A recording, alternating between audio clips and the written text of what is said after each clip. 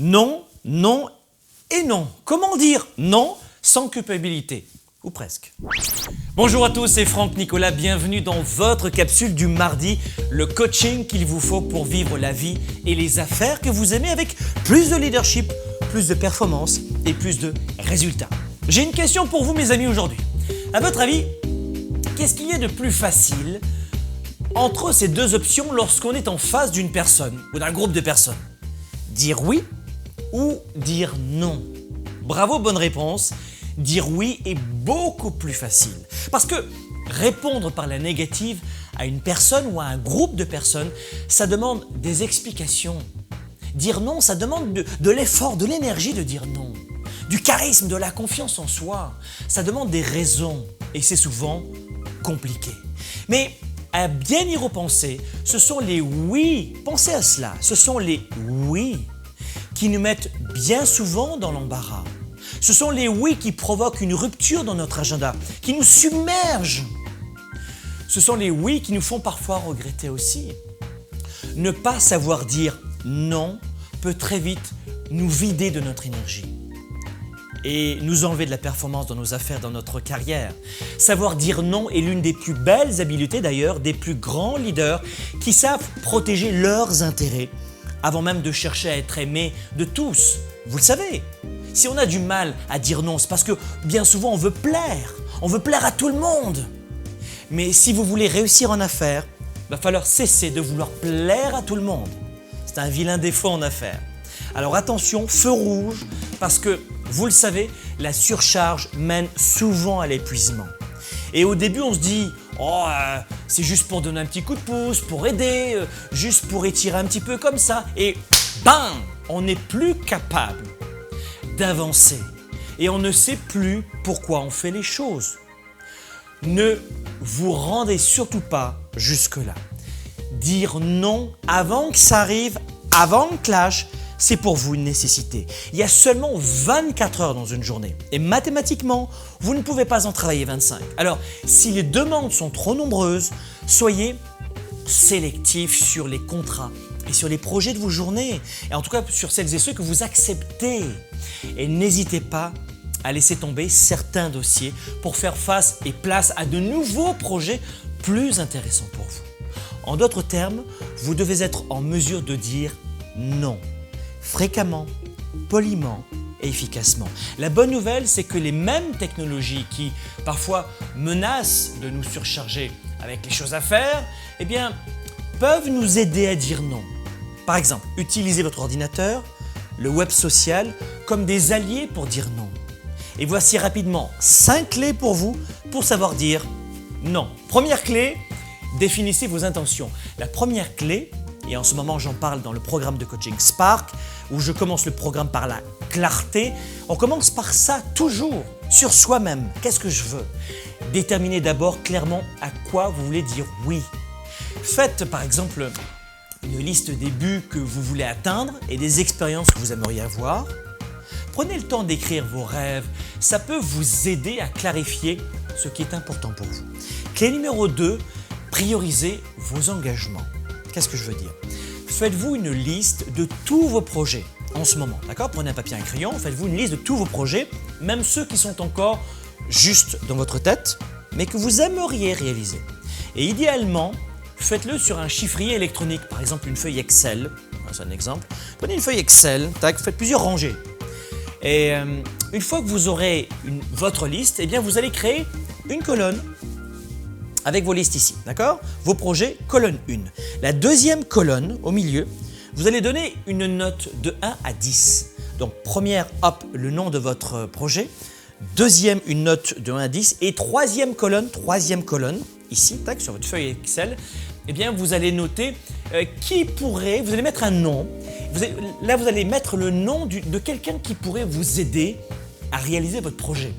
Vous pouvez le faire à votre place. Donc vous avez compris le nom du projet de 1 à 10 et le nom d'une personne qui pourrait vous aider à avoir un effet de levier supplémentaire. Et puis enfin, c'est très simple, vous allez trier vos projets selon la priorité. La priorité numéro 1 à numéro 0, d'accord? 0 étant priorité 0, 10 étant maximum. Vous les triez et là, vous allez avoir les éléments qui vont vous apparaître comme étant prioritaires dans votre vie et vous allez sélectionner. Et évidemment, vous allez mettre les autres de côté. Vous avez compris le principe ? Clé numéro 3, faites-vous des noms génériques, des noms tout prêts. Un exemple, quand votre boîte de réception est pleine de messages que vous n'avez pas lus, eh bien, vous pouvez parier que, et regardez bien, c'est bien souvent le cas, que ce sera plein de courriels qui nécessitent des noms au final. Ces noms parce que la plupart du temps, ils ne sont pas importants pour vous, ces courriels, parce que vous n'avez pas le temps de vous en occuper, etc. Et de répondre un non poliment, d'ailleurs, ça prend souvent du temps. Alors, je vais vous donner une astuce. Je me suis donné un truc que je vais vous partager maintenant. Pour rendre la tâche plus facile, je me suis créé quelques fichiers de signatures dans différents courriels. Vous avez des courriels comme ça, et vous avez des signatures. Franck, Nicolas, président de, etc. etc. Au lieu de marquer Franck, président, etc., etc., je marque des réponses types. Et vous avez juste à faire copier-coller ou alors à sélectionner votre signature et boum, vous allez avoir des messages différents selon les différentes circonstances. Par exemple, j'aimerais me joindre à vous, mais mon horaire est vraiment plein pour le mois prochain, je ne pourrai pas venir, désolé. Ou encore, merci de penser à nous, mais nous nous concentrons en ce moment seulement sur un certain type de projet pour l'instant. Ou alors, votre projet semble intéressant, mais nous ne pouvons pas y donner suite pour ce trimestre. Faites-vous des signatures toutes prêtes. Ça va aller très vite et c'est très pratique. Astuce numéro 4, rationalisez vos communications en ligne. Entre le courriel, les SMS, les réseaux sociaux, la messagerie vocale, vous pouvez avoir 10 voies de communication différentes que vous devez traiter tous les jours et parfois toutes les heures. Considérez ceci, considérez la possibilité de faire de temps en temps une cure numérique. J'ai mon iPad avec moi. Faites une cure numérique pour vous aider à évaluer l'empreinte sur votre performance, l'empreinte sur votre productivité et sur votre bonheur aussi, de toutes ces informations qui vous bombardent toute la journée. Ce que vous faites, c'est que pendant une semaine, voici un petit conseil, tentez de limiter vos communications en ligne à un strict minimum. 1 à 2 fois par jour, pas plus.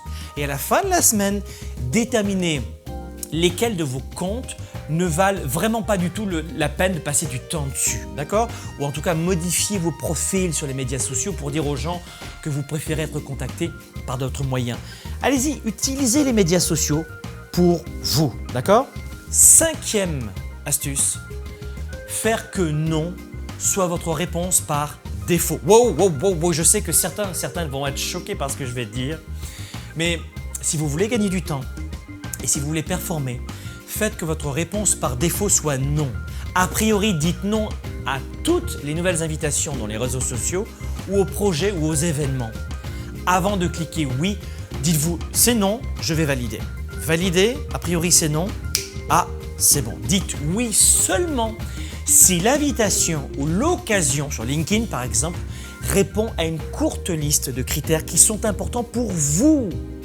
Par exemple, si vous êtes intéressé par les conférences qui parlent de développement personnel, développement des affaires, eh bien dans ce cas-là, acceptez seulement les mises en relation, les informations qui traitent de ces sujets-là. Vous pouvez même écrire vos critères sur des post-it ou les coller sur votre écran d'ordinateur et ça marche très très bien. Et très rapidement, vous allez prendre cette habitude et vous allez dire oui seulement à ce qui correspond aux critères, à vos critères de performance, de leadership et de progression. Il est clair que ces 5 clés, mes amis, et je dois vous le dire, n'éliminent absolument pas l'anxiété qui vient avec le fait de dire non. Je vous en parlais tout à l'heure, la peur de ne pas être aimé. Alors évidemment, on n'a pas parlé de ça dans cette capsule, mais dites-vous que effectivement, il faut faire un travail là-dessus, sur ce besoin que l'on a de plaire à tout le monde, d'accord ? Mais c'est précisément parce que non, c'est tellement difficile à dire qu'on a besoin d'outils. Voilà pourquoi je vous les ai donnés. Plus vous direz non, plus vous accomplirez les projets ou les tâches qui méritent un grand oui. Vous avez aimé cette capsule vidéo, abonnez-vous à notre chaîne YouTube et partagez cette capsule avec vos amis sur Facebook, LinkedIn, Twitter, sélectionnez surtout. Et surtout, si vous voulez plus de ressources ou si vous voulez être informé avant tout le monde pour développer plus de performance et plus de leadership dans vos affaires, votre vie privée, eh bien venez me rencontrer sur globe.cc et assurez-vous de vous abonner gratuitement aux envois de 7 capsules de coaching. Pourquoi? Eh bien parce que je donne beaucoup plus à mes abonnés et c'est la raison pour laquelle vous voulez en faire partie. Soyez un leader actif, déraisonnable et inspirant pour un monde meilleur. À bientôt.